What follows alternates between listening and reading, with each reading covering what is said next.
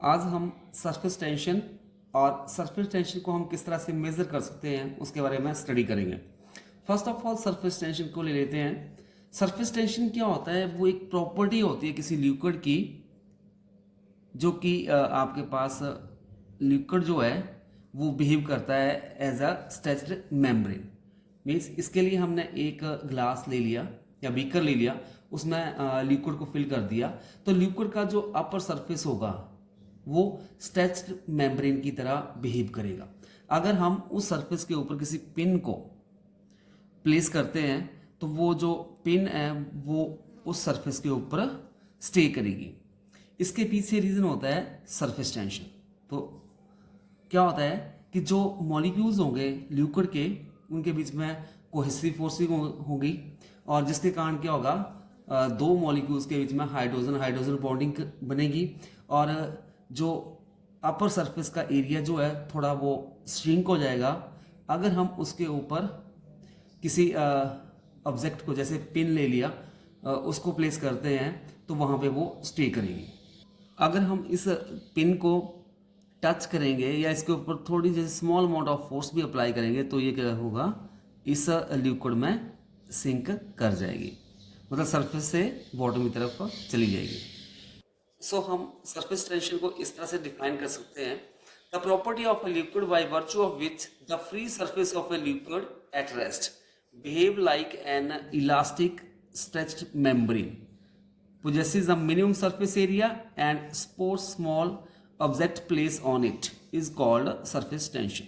surface tension जो होता है वो एक प्रॉपर्टी होती है लिक्विड की, जिसके कारण जो फ्री सरफेस होगा लिक्विड का वो बिहेव करता है as a elastic stretched membrane की तरह, और जिसका एरिया जो होगा वो मिनिमम होगा, और वो सपोर्ट करेगा सरफेस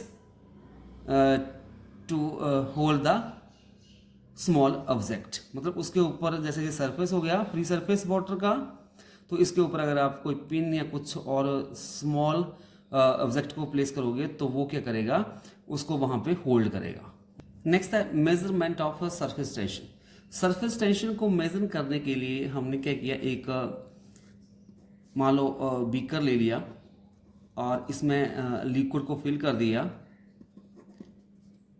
और जो लिक्विड का हमारे पास मान लो ये जो है this is a free surface, ये लिक्विड का फ्री सरफेस हो गया, और इस फ्री सरफेस के ऊपर हमने एक इमेजिनरी लाइन ले ली जिसकी लेंथ मान लो स्मॉल एल है।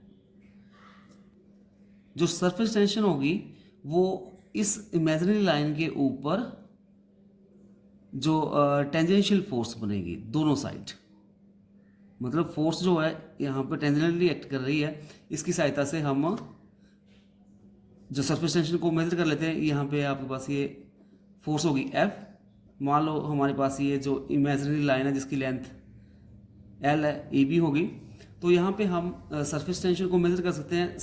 अगर हम सरफेस टेंशन को रिप्रेजेंट करें सिग्मा के साथ, तो हमारे पास जो सरफेस टेंशन हो जाएगी, it is measure the force per unit length on the other sides of this imaginary lines. So sigma आ जाएगा फोर्स पर यूनिट लेंथ।